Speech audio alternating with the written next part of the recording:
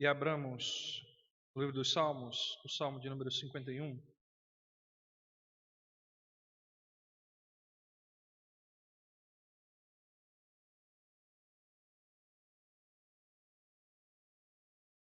E reverentemente vamos fazer essa leitura. Eu lerei em voz alta e os irmãos acompanharão silenciosamente com suas versões. 51. Salmo 51.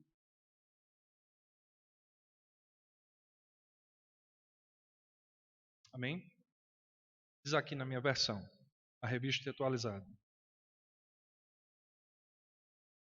Compadece de mim, ó Deus, segundo a tua benignidade, segundo a multidão das tuas misericórdias, apaga as minhas transgressões. Lava-me completamente da minha iniquidade e purifica-me do meu pecado. Pois eu conheço as minhas transgressões e o meu pecado está sempre diante de mim.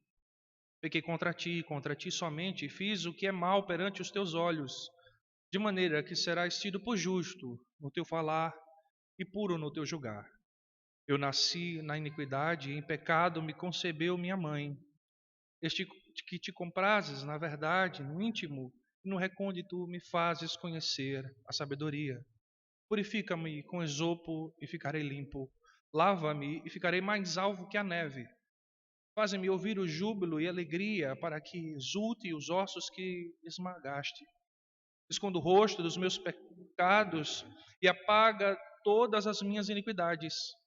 Cria em mim, ó Deus, um coração puro e renova dentro de mim um espírito inabalável. Não me repulses da tua presença, nem me retires do teu Santo Espírito. Restitui-me a alegria da tua salvação e sustenta-me com um espírito voluntário. Então ensinarei aos transgressores os teus caminhos, e os pecadores se converterão a ti. Livra-me dos crimes de sangue, ó Deus, Deus da minha salvação, e a minha língua exultará a tua justiça. Abre, Senhor, os meus lábios, e a minha boca manifestará os teus louvores. Pois não te comprases no sacrifício, do contrário, eu te os daria, e não te agradas de holocaustos. Sacrifícios agradáveis a Deus são um espírito quebrantado, coração compungido e contrito. Não desprezarás, ó Deus. Faze bem a Sião, segundo a tua vontade, edifica os muros de Jerusalém. Então te agradarás dos sacrifícios de justiça, dos holocaustos e das ofertas queimadas, e sobre o teu altar se oferecerão novilhos. Amado Deus, bondoso Pai, te pedimos nesse momento a tua graça para compreender a tua palavra, Senhor. Compreender, Deus, a doutrina da tua palavra. Nos ajuda, é assim que oramos a ti, em nome do teu Filho, amado Jesus. Amém. Podem sentar, meus irmãos. Meus irmãos, e hoje, como eu disse para os irmãos, o pastor Ari não está, evidentemente, ele precisou adiantar alguns trabalhos e por isso ele me pediu para estar aqui. E eu quis aproveitar esse momento, meus irmãos, para falar um pouco sobre algo que muitas vezes nós temos esquecido, não tem se pregado em alguns púlpitos. Louvado seja Deus, temos sido bem alimentados nessa igreja. Mas o fato é que a doutrina do pecado muitas vezes tem sido esquecida. As doutrinas da graça não podem obscurecer a doutrina do pecado. Por isso que quando nós vemos os pontos, a depravação total vem sempre antes.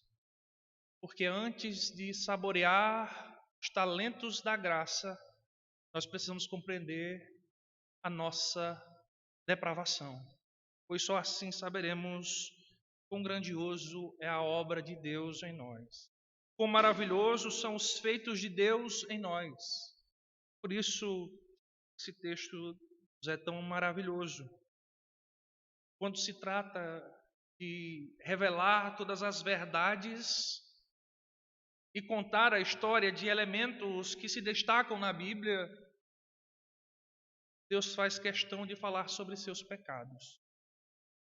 Talvez Deus poderia ter tirado este salmo, tirado o pecado de Davi, escrito lá em Samuel, mas Deus deixou de maneira clara para todos nós lermos, sabermos que Davi não era perfeito. A ideia de dizermos que Davi era um homem segundo o coração de Deus não se relaciona ao fato de que Davi tinha virtudes que sobressaíam a um homem normal. O simples fato de Davi ser um homem segundo o coração de Deus implica que Davi foi escolhido pelos méritos de Deus, segundo os méritos do Senhor, que nós não sabemos os quais. Assim como o Senhor nos escolheu, não pelos nossos valores, se é que temos, mas aqui o Senhor nos fala sobre um homem pecador. Talvez na sua versão, o texto massorético, tenha escrito confissão e arrependimento. Nós sabemos o grau de pecado cometido por Davi. Conhecemos que ele, num dia que deveria ir para a guerra, ficou em casa. Em vez de se preocupar com as suas esposas, que já eram muitas, cobiçou a mulher de Urias. Tramou a sua morte. Mas antes disso, maquinou para que Urias fosse enganado e pensasse que o filho ao qual Betseba estava esperando fosse de Urias e não de Davi. Davi quebrou pelo menos 3 dos 10 mandamentos. Ele adulterou, ele cobiçou e ele matou. Mas Davi também omitiu o seu pecado. Houve uma circunstância na vida de Davi onde ele achou que o seu pecado poderia ser omitido. A própria morte de Urias foi planejado para que o pecado de Davi fosse encoberto. Porque então a viúva poderia ser tomada como esposa e não como uma adúltera. Mas Davi não esperava que o Senhor estivesse observando. Davi, por algum motivo estranho, achou que Deus não percebeu. É a mesma intenção que nós temos muitas vezes quando cometemos pecado. Nós esquecemos por um momento de que Deus está vendo todas as coisas. E lá em 2 Samuel, capítulo 12, nós vemos o profeta Natã confrontando a Davi com uma parábola qualquer. Gostaria que os irmãos abrissem lá comigo, 2 Samuel, capítulo 12. E aquilo que Davi achou que estava encoberto, o Senhor estava atento. E diz a partir do verso 1, o Senhor enviou a Natã a Davi. Chegando Natã a Davi, disse-lhe, havia numa cidade 2 homens, um rico e outro pobre. Tinha o rico ovelhas e gado em grande número, mas o pobre não tinha coisa nenhuma, senão uma cordeirinha, que comprara e criara, e que em sua casa crescera junto com seus filhos. Comia do seu bocado e do seu copo bebia, dormia nos seus braços e a tinha como filha. Vindo um viajante ao homem rico, não quis este tomar das suas ovelhas e do gado para dar-lhe de comer ao viajante, que viera a ele, mas tomou a cordeirinha do homem pobre e a preparou para o homem que lhe havia chegado. Então o furor de Davi se acendeu sobremaneira contra aquele homem e disse a Natã, tão certo como vive o Senhor, o homem que fez isso deve ser morto. E vejam, meus irmãos, que o pecado não obscurece o nosso sentido de justiça. Aqueles que vivem sobre a lei, mas continuam pecando, não são, de certa forma, obscurecidos do grau e dos elementos de justiça. Ou seja, quando nós pecamos, nós não somos entorpecidos do que é certo e do que é errado. Há uma consciência clara do que é pecado, do que é certo e do que é errado. E Davi se enfurece. O texto é bem claro. Verso 5, então o furor de Davi se acendeu. Mas aqueles que vivem simplesmente pelo legalismo se esquecem do seu próprio pecado. Se deixam levar pelas aparências e se esquecem dos seus próprios pecados. Nesse momento, Davi estava enfurecido pela injustiça cometida. O texto não nos deixa claro se Natã deu ciência de que aquilo era uma parábola ou se de fato ele estava comentando algo que teria acontecido. O fato é que Davi toma isso por verdade e se enfurece. Mas, meus irmãos, o que nós vemos é que o profeta Natã disse: é tu, é você, aquele que tomou a cordeirinha do seu próximo. E então, meus irmãos, as escamas que encobriam os olhos de Davi caem.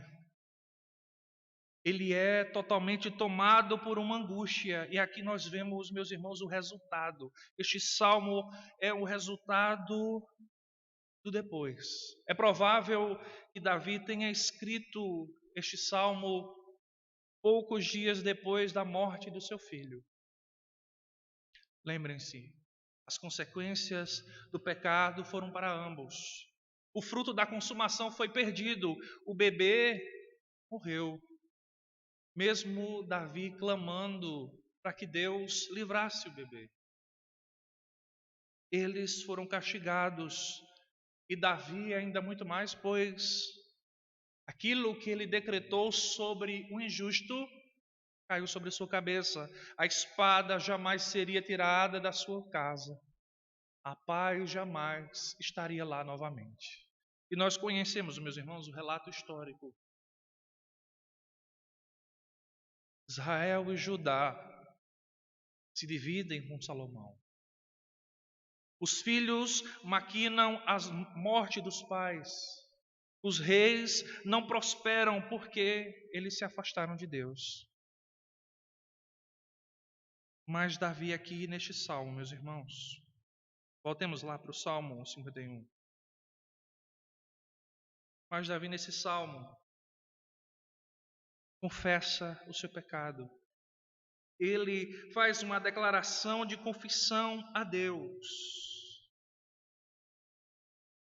Porque Davi reconhece o seu pecado. Ele diz no verso 1: compadece de mim, ó Deus, segundo a tua benignidade, segundo a multidão das tuas misericórdias, apaga as minhas transgressões. Vejam, meus irmãos, que Davi não tenta de nenhuma maneira arguir com Deus para com as suas vantagens, pelas suas vitórias conquistadas. Ele clama a Deus por misericórdia, segundo a benignidade de Deus, segundo a misericórdia de Deus. Pois, meus irmãos, os pecadores devem clamar ao Senhor. Não há nada que influa na vida do homem pecador, que seja digno de algum mérito, que faça com que os seus pecados passem impunemente. Por isso Davi clama ao Senhor no seu cântico: ó Deus, segundo a tua benignidade e segundo a multidão das tuas misericórdias, apaga as minhas transgressões. Pois, meus irmãos, a ideia de Deus se lembrar do pecado, dos nossos pecados, traz à memória de Davi que a ira de Deus é atraída pelo lembrar dos pecados da humanidade.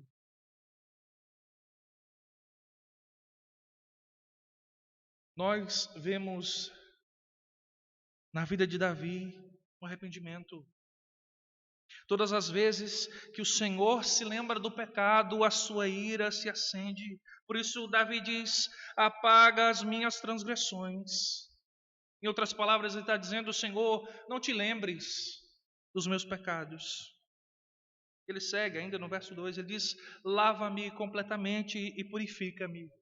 A ideia que Davi quer nos trazer é que são dois elementos da purificação do templo. Os sacerdotes, antes de toda a cerimônia, precisavam lavar todos os utensílios, pois nenhum utensílio sujo poderia estar na presença do Altíssimo. Todo utensílio que estava impuro, nitidamente sujo, deveria ser batizado ou lavado. E por isso Davi usa esses dois termos: lava-me completamente. Deus, faça com que não haja em mim nenhuma impureza. Purifica-me completamente. No verso 3, ele prossegue. Ele confessa conscientemente o seu pecado. Pois eu conheço as minhas transgressões e o meu pecado está sempre diante de mim. E o que Davi nos diz, meus irmãos, é que o pecado está sempre conosco. Enquanto estivermos aqui neste mundo, deveremos lutar contra o pecado. Não é porque agora somos crentes, batizados, que nós teremos menos lutas com o pecado. A diferença é que a nossa luta agora é uma luta consciente. Nós teremos a consciência de que o pecado está conosco e que nós devemos resisti-lo. Davi conhece as suas transgressões. Ele não se esqueceu de tudo aquilo que ele fez. Ele se lembra de todos os seus pecados cometidos. Mas ele clama àquele que é o único que pode perdoar pecados. Ele clama a Deus. E, meus irmãos, isso nos faz lembrar do embate entre Jesus e os fariseus lá em Lucas capítulo 5. Jesus cura um homem e lhe perdoa os pecados. Os fariseus ali naquele momento são extremamente escandalizados. Espera aí, só um pode perdoar pecados? Só Deus. E meus irmãos, eles estão corretos. Só quem pode perdoar os pecados é Deus, mas aqueles fariseus não conhecem a Jesus. Eles não conseguem entender que Jesus é Deus e é aquele a quem nós devemos clamar perdão dos nossos pecados. É isso que Davi está fazendo. Ele confessa o seu pecado, verso 4. Ele indica a quem é o verdadeiro insultado em seu pecado. Verso 4 ele diz: pequei contra ti somente, fiz o que é mal perante os teus olhos. E de maneira que serás tido por justo no teu falar e puro no teu julgar. E aqui, meus irmãos, a verdade que nós insistimos em esquecer. Toda a nossa vida está bem clara diante dos olhos de Deus. Deus não fecha os olhos diante dos nossos pecados. Durante todos os nossos dias, o Senhor tem nos observado.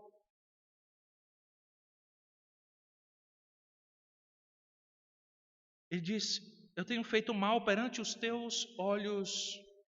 As minhas transgressões estão patentes, claras diante de Deus. Deus conhece o mais profundo do íntimo do coração de Davi, assim como Ele conhece o nosso. Deus conhece os nossos maus pensamentos. Deus conhece os nossos desejos pecaminosos. Deus conhece aquilo que nós guardamos intimamente escondido no nosso coração e teríamos vergonha de mostrar a qualquer outra pessoa. Mas Deus conhece. Deus está vendo. Aquela brincadeirinha que fazemos com as crianças quando elas fazem algo de errado. Olha, Deus está vendo. É uma verdade tão grande que nós não conseguimos imaginar. Meus irmãos, vocês já pararam para pensar que Deus está todos os dias nos olhando? Constantemente nos observando. Imagine todos os dias saber que Deus está me vendo. E é isso que Davi está dizendo aqui. Pequei diante dos teus olhos. de maneira que serás tida por justo no teu falar e puro no teu julgar. E o que Davi nos diz aqui é que aquele que é ofendido tem todo o direito de condenar. Aquele que foi ofendido, roubado, ferido, insultado, tem toda a razão, tem todo o direito de condenar. Por isso ele diz: serás tido por justo no teu falar e puro no teu julgar. Davi, meus irmãos, não está aqui tentando se defender diante de um juiz, mas ele está se declarando culpado. Sou culpado. Eu pequei. Eu fiz o que era mal.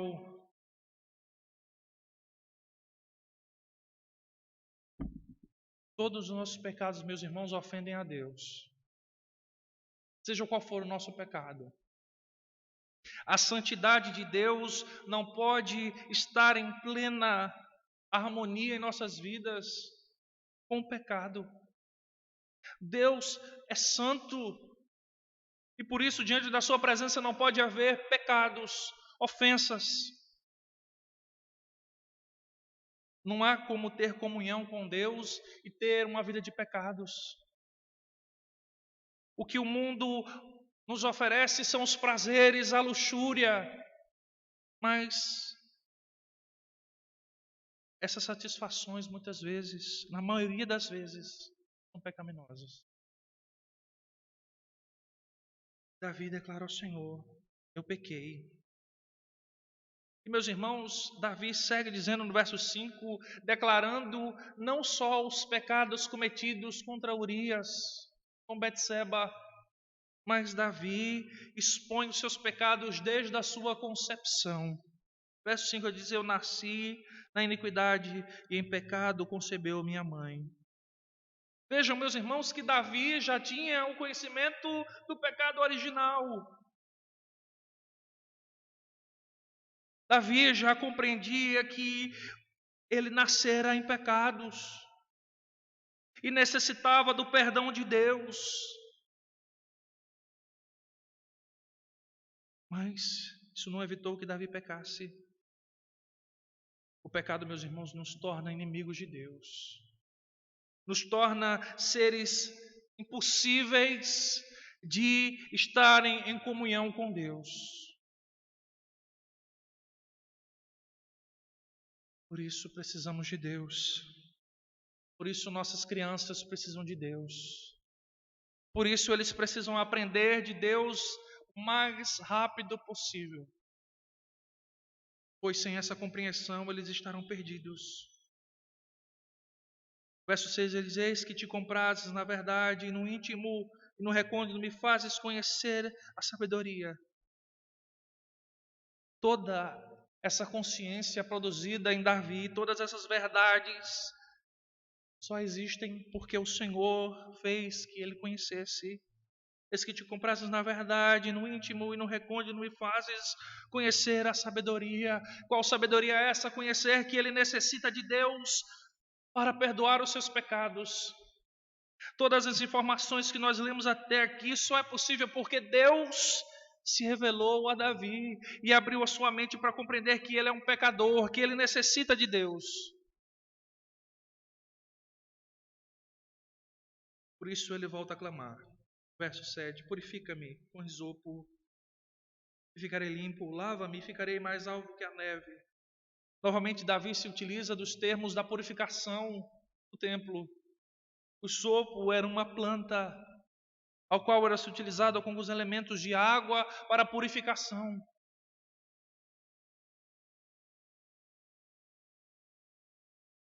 Por isso Davi diz: purifica-me com isopo. Em outras palavras, Davi está dizendo: Deus, se o Senhor me purificar, eu ficarei limpo. Se o Senhor me lavar, eu estarei limpo. Eu serei mais alvo que a neve. Veja que Davi não tenta em nenhum momento ter atos de autopurificação. Diz: olha, Senhor, eu subi as escadas no Morro Bom Jesus de joelhos. Eu acendi 70 velas durante 7 dias. Eu fiz procissões, eu andei com cruzes nas costas. Davi diz: Senhor, purifica-me, porque, meus irmãos, nada daquilo que fazemos é suficiente. A palavra do Senhor é que até as nossas obras de justiça são tidas para com Deus como trapos de imundície.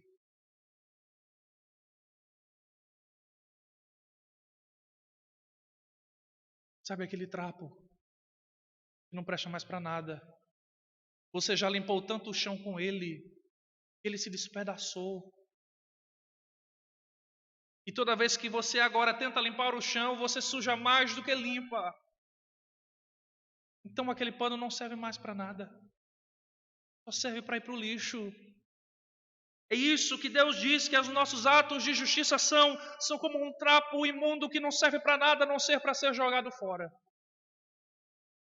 Por isso, meus irmãos, Davi diz: purifica-me. Verso 8 diz: faz-me ouvir o júbilo e a alegria, para que exulte os ossos que esmagaste. A consciência de Davi para com o pecado lhe causou dores e sofrimento. Ele diz que o próprio Deus se fez pesaroso sobre sua vida, a ponto de seus ossos serem esmagados. Verso 9: escondo o rosto dos meus pecados e apaga todas as minhas iniquidades. Os pecados de Davi são vergonhosos. São indignos da vista do Senhor. Por isso ele diz: Senhor, esconde o rosto dos meus pecados. Aqueles atos que são escandalosos demais para serem vistos. E nós pomos as mãos nos rostos para não vermos. É isso que Davi está dizendo: Deus, esconde o rosto dos meus pecados. Apaga todas as minhas iniquidades.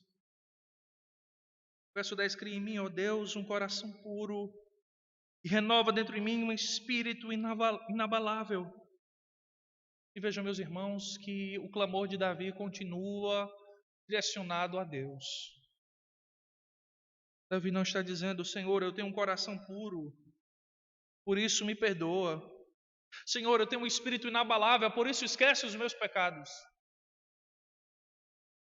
Ele diz: cria em mim, ó Deus, um coração puro. Davi está dizendo a Deus que o seu coração é imundo.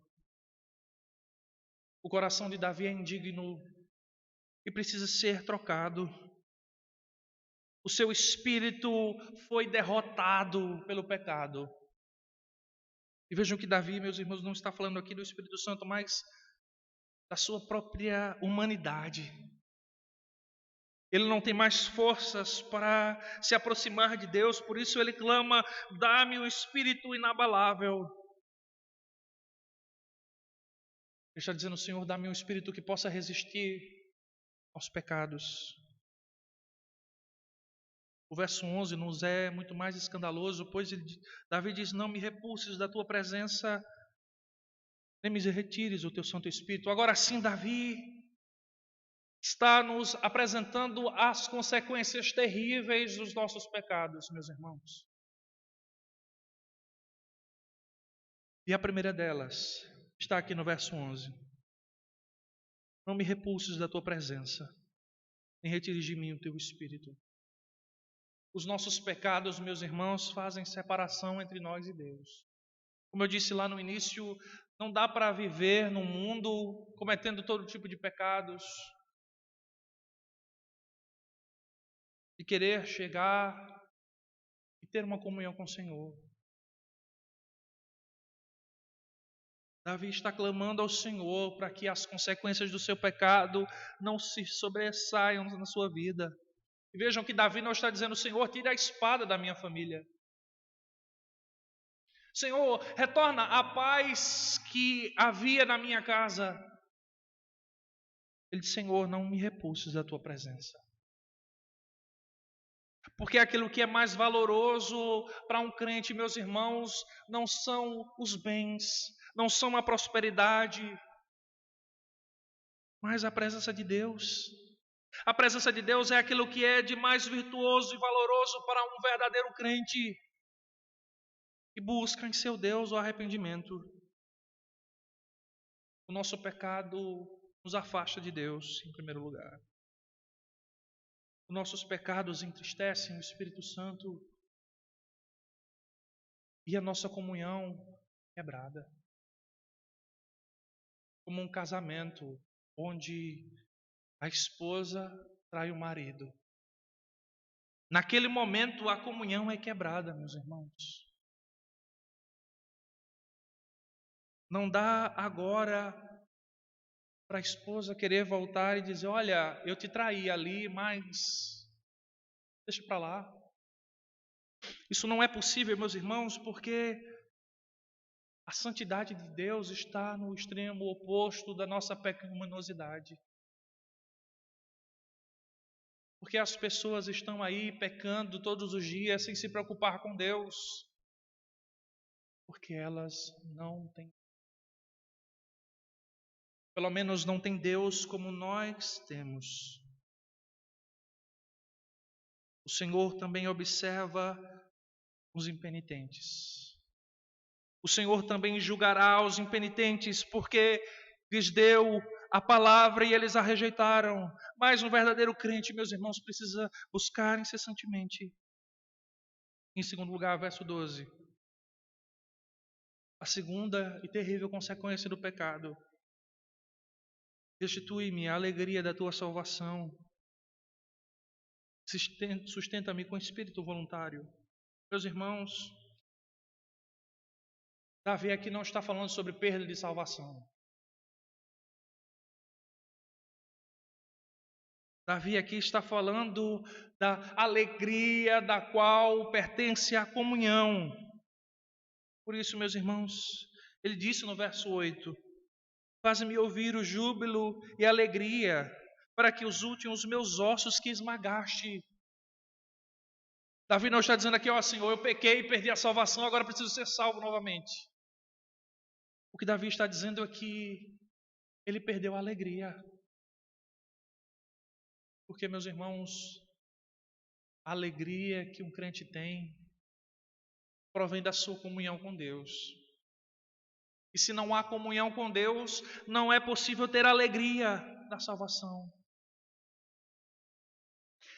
Os irmãos se lembram do momento da sua conversão, do momento que finalmente instalou dentro de suas mentes que era necessário se arrepender dos pecados, e o Espírito Santo abundou em nosso coração, nos fez nos quebrantarmos, mas nos encheu de alegria.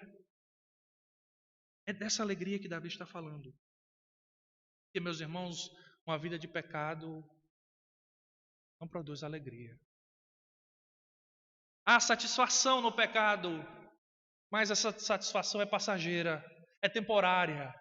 O gozo produzido pelo pecado, ele dura por pouco tempo. Por isso você precisa pecar mais, e mais, e mais. Porque os prazeres se vão. Mas a alegria que provém da comunhão com o Senhor, essa sim é constante. Mas Davi, em pecado, pede ao Senhor que o Senhor restitua a alegria da sua salvação. E o que o Senhor sustente-o com o espírito voluntário. E, meus irmãos, Davi agora nos traz o caráter daqueles que se arrependem. O caráter daqueles que se prostram e se arrependem ao Senhor, serem sustentados pelo próprio Senhor. Sustenta-me, Senhor, com o espírito voluntário. Dá-me a capacidade de te servir, Senhor. Que eu seja um servo melhor, em outras palavras. E ele diz no verso 13, então, ou seja, se o Senhor não se retirar de mim, se o Senhor me restituir a alegria da salvação, se o Senhor me sustentar com o espírito voluntário, então eu ensinarei aos transgressores os teus caminhos e aos pecadores se converterão a ti. Meus irmãos, o desejo daqueles que são cansados pela palavra do Senhor e se arrependem dos seus pecados, é levar essa alegria e essa comunhão para outros, para alcançar a outros através dessa alegria. Esse sempre foi o ímpeto da igreja. Lá em Atos 2, nós vemos o ímpeto daqueles que eram acrescentados dia após dia, e o seu desejo era para com os outros. Eles não possuíam nada que fosse de conteúdo próprio, mas tudo era de todos. Eles estavam de casa em casa, compartilhando pão. Havia uma comunhão tão grande, a qual eles desejavam compartilhá-la.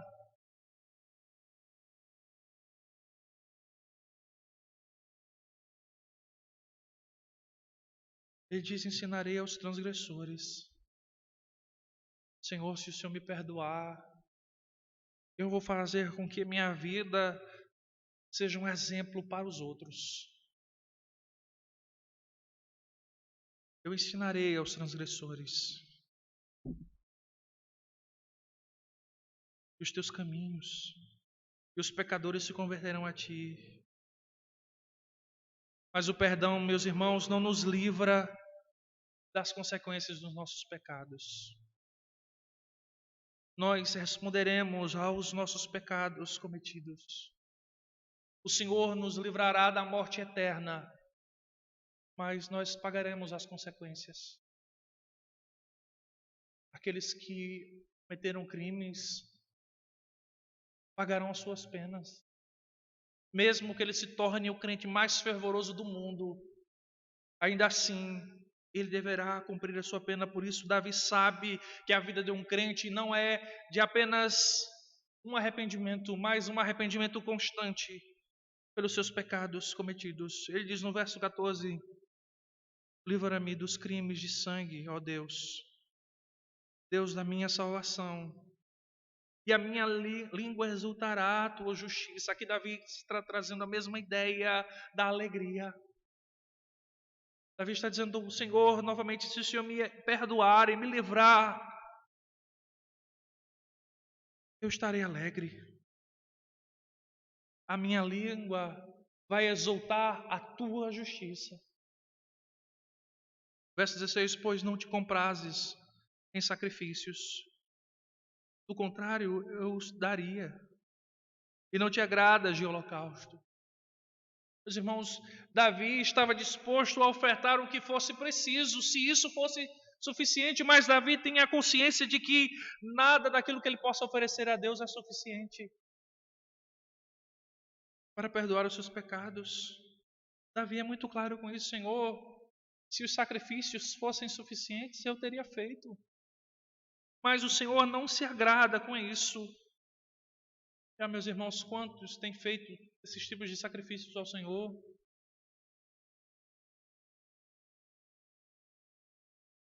Têm devotado as suas vidas em sacrifícios, à espera de um milagre, à espera de uma resposta, de um perdão que está tão mais acessível quanto eles imaginam. E Davi nos apresenta o que de fato agrada ao Senhor.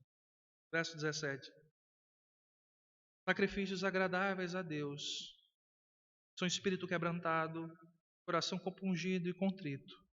Não o desprezarás, ó Deus. Meus irmãos, nós precisamos compreender esse texto. Não é que atos puramente contritos causam um remover incontrolável em Deus e ter que aceitar.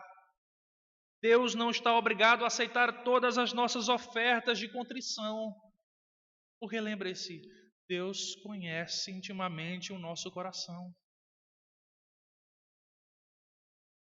Certo pregador do movimento coach, gospel, quis tentar traduzir esse texto como um tipo de fraqueza de Deus.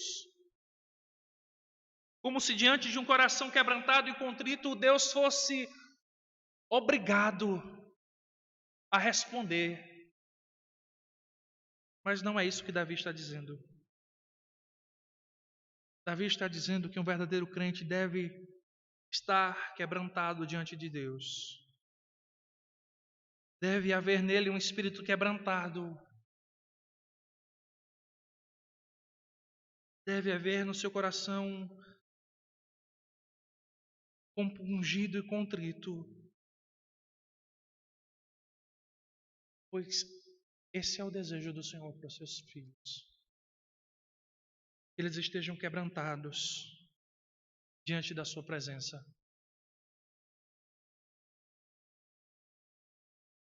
Estar na presença de Deus não nos faz melhores do que os outros. Saber das doutrinas da graça e sabermos de que nós não poderemos perder a salvação mediante a obra de Cristo não nos faz sermos servos melhores do que os outros, mas deve nos causar um quebrantamento ainda maior. E saber que é isso que trará prazer ao Senhor. E Davi encerra a sua oração, o seu cântico, clamando por Sião e Jerusalém. Faze bem a Sião segundo a tua boa vontade, edifica os muros de Jerusalém. Então te agradarás dos sacrifícios de justiça, dos holocaustos e das ofertas queimadas, e sobre o teu altar se ofereceram novilhos. Não importa a sua capacidade de cantar belos louvores, o tamanho da sua oferta, não importa se você não tem um coração quebrantado diante do Senhor, se sua vida não está devotada não aos prazeres deste mundo, mas a ter um coração compungido, pois aqueles que foram mais perdoados são aqueles que receberam mais do amor. Por isso Davi encerra dizendo que quando compreenderem isso, aí sim poderemos ofertar nossa vida a Deus. Poderemos dar sacrifícios ao Senhor, porque, em primeiro lugar, o nosso coração está quebrantado, o nosso espírito está quebrantado e compungido e contrito diante do Senhor. E sim, meus irmãos, estaremos em comunhão com o Senhor. Aí sim, poderemos, meus irmãos, viver uma vida de comunhão plena com o Senhor. Isso não quer dizer, meus irmãos, que aqui nessa vida viveremos isso. A nossa luta será todos os dias. Todas as vezes que nós acordarmos, devemos nos quebrantar diante do Senhor. Não só nos momentos de culto. Muitas vezes nós fazemos um momento de culto os nossos rituais. Mas segundo o Salmo 51, se os nossos rituais se limitam aqui, não serve de nada. Se você se ajoelha aqui para orar, mas não ajoelha em casa, na sua vida diária, se você chora pelo seu pecado aqui, mas não faz isso durante a sua vida, muitas vezes isso acaba sendo até um ato puramente religioso. Mas o seu coração não está verdadeiramente quebrantado diante do Senhor. E, meus irmãos, nós como igreja de Deus precisamos buscar uma vida de santidade. Isso só virá quando clamarmos ao Senhor. Muito se tem falado sobre avivamento, mas muitas vezes esquecemos que antes do avivamento há um impacto pelo Evangelho, quebrantamento pelos pecados. Por isso, meus irmãos, vamos orar.